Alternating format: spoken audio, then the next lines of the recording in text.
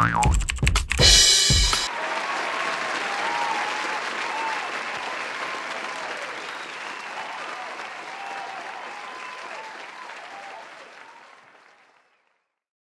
today, I'm going to show you 3 different setups. Okay, the first setup is using a table and placing your phone or tablet on the table to record your animation.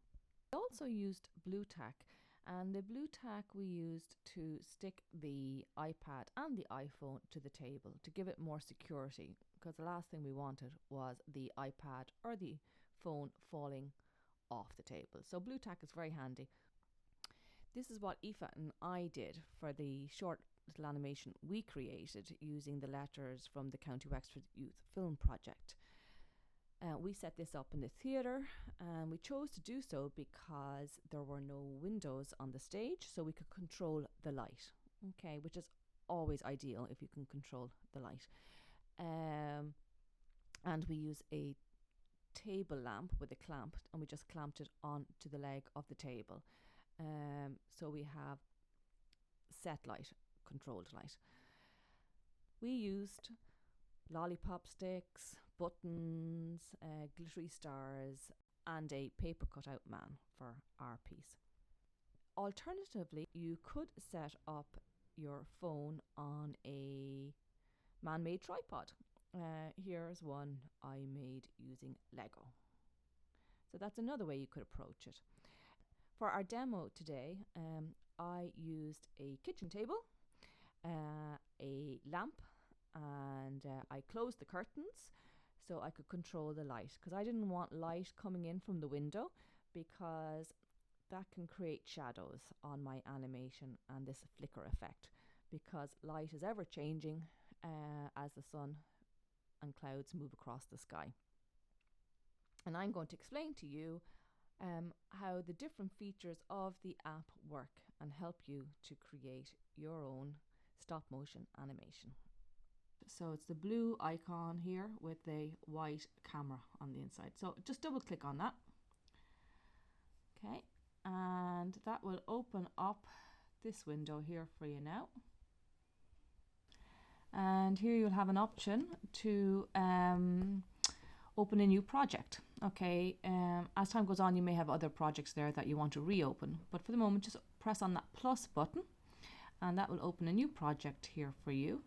And I have just set up this Lego character as a demonstration. Okay, so I deliberately turned his head around so we don't see his face, because I thought it'd be nice for us to be able to add a face to him. And that it helps you to animate his facial expressions. Now, the first thing you need to do when you open this is set up your camera settings. So it's the second button down below the red record button on the right. Okay, it's like 3 vertical lines, white lines. So you tap on that, and that will allow you to open up your manual camera settings. Tap on camera, because you're using your camera. Then you can tap on M. So I tapped on M there, and then M again. Okay, so I'm in manual exposure and focus. Okay, so this allows me to set my exposure and focus. Exposure is the amount of light I'm allowing in on the subject, and the focus is obviously how sharp my image will be. I can also choose white balance. Okay, that's depending on whether so if I'm indoors, I would tap on the little bulb there, or if I'm outdoors in the sun, I'd tap on the sun. But you do want to avoid being at a window, because as the sun moves behind clouds, it'll cast shadows and alter the light on your animation and create a kind of a flicker mode. So ideally what you want to do is pull down blinds, close curtains, and use indoor lighting. That's controlled. Here I've just tapped on the focus option. Okay, so this allows me to focus on my subject so that my image won't be blurry. Okay, so you just move that dial with your finger left to right until it looks nice and sharp. Now that's my shutter speed. Okay, so the lower the shutter speed is, the more light will be brought in on your subject. So ideally you want to keep it around, between 160 and 140. Okay. So I think I have mine here set to 150. That's fine. And you can move it up and down and you'll see how bright your image is. Now I'm switching to ISO. Again, this is about how much light is on my subject. The more light, the higher the number though, the greenier the image. Okay, just bear that in mind. So keep it as low as you can. I have it here at 50. I don't need to let a high ISO number because the image isn't dark. But ideally you want to keep it nice and low, around 50 to 100. Now you can go ahead and start taking your pictures by hitting the red button. Okay, I've taken my first picture. And now I'm going to move my subject to create a little bit of animation. And that slider on the left is called the onion, that you can move up and down, and that allows you to make the shot a little bit transparent so you can see the previous shot underneath. Sometimes it can help you line up your shot and see the trajectory of the movement.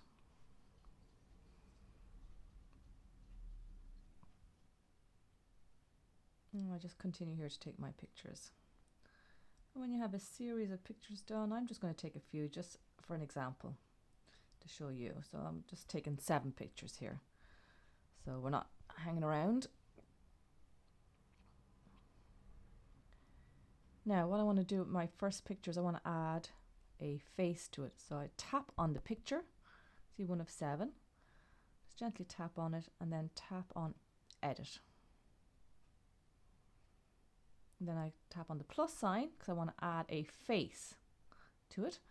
Then I can just tap on the face. And here it comes up a face, it's just a template. And I can change the size of the face because obviously I want a small face for my little Lego character.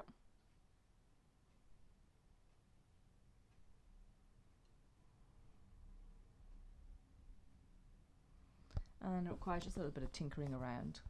So you need to be a bit patient with stop motion because it does take time, every little frame. And on average, as a guideline, you would have 8 frames per second, 8 to 10 frames per second.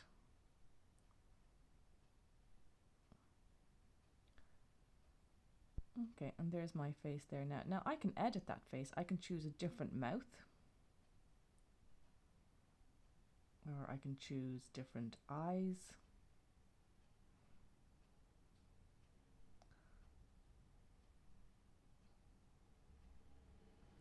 So just experiment with it, and until you find a face that you like.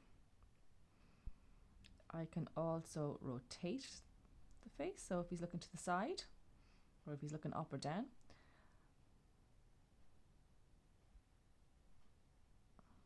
See? You can rotate to left and right. So there's quite a few options there. Now if I'm happy with that face, what I'll do is I'll copy it. So I'll just tap on the face icon. I need to just click done there. Now tap on the face icon, hit copy. Then I tap on the arrow to the top, to the next shot 2 of 7, hit the plus button and paste. So I'm copying and pasting my face, and I might not need to just move it slightly because my character has moved from one shot to the next, one frame to the next. Okay, and then I can go on to the next frame and paste again. And just move them slightly. Just line it up. And continue on to the other frames.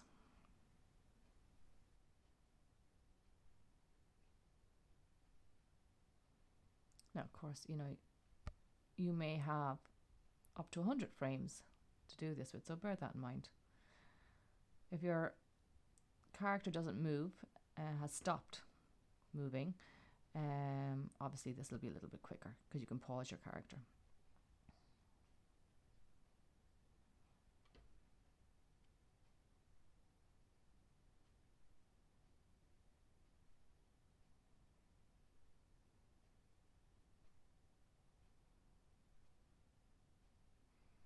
And as your character moves, you may find you need to rotate it slightly.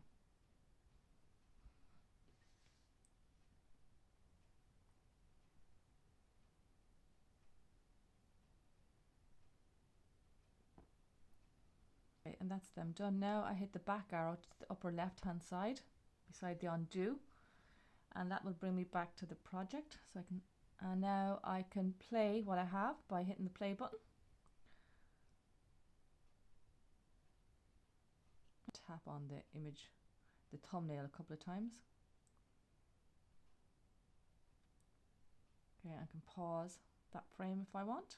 Maybe I want to make it last a little bit longer. The higher the number, the longer the pause.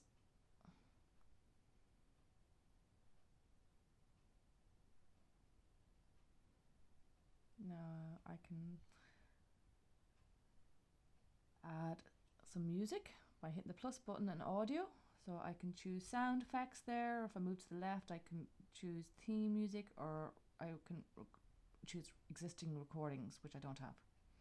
So I'm just going to look at different theme music. So let's say I just chose that. See, the music icon will turn up there. I can press play and see whether I like that music, if it works for my piece. If it doesn't, I can go, okay, I don't like that. I can tap on it again, tap on audio, and tap on delete. Okay. In that there, I can also change the volume of the audio and trim it. So I can go back and I can add titles and credits, and there's the different backgrounds. I could choose backgrounds. Once I choose one of those, it'll give me an option to type in a title. If I want to see what I'm doing, I can hit on the question mark onto the right, and it just lets me know what each button means. Very handy tool. I can record audio by pressing on that microphone. I may want him to say something.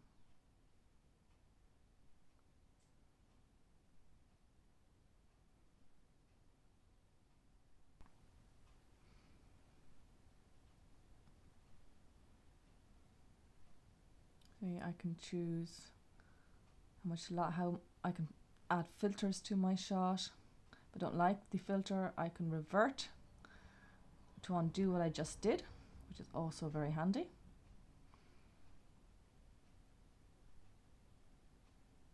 And now I am going to maybe export my file. Now I'm going to check my settings. I can change the timing of my piece. The higher the number, the faster my character will move, but also the shorter the piece.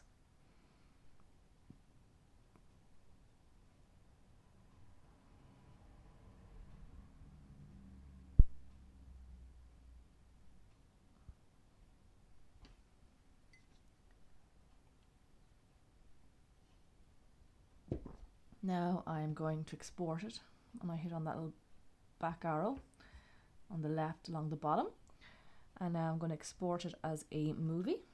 So it'll bring me to this window here, and I can tap on my movie. I'll see the little blue circle with a white tick mark. That movie has been selected. So now I can go up to the top and tap on share, which is the second icon over from the left, and I can tap on export movie, and I can choose where I want to export it. If I have the other app, InShot, that's an video editing app, I can export it to there and tinker with it a little bit more. And that's it. Have fun.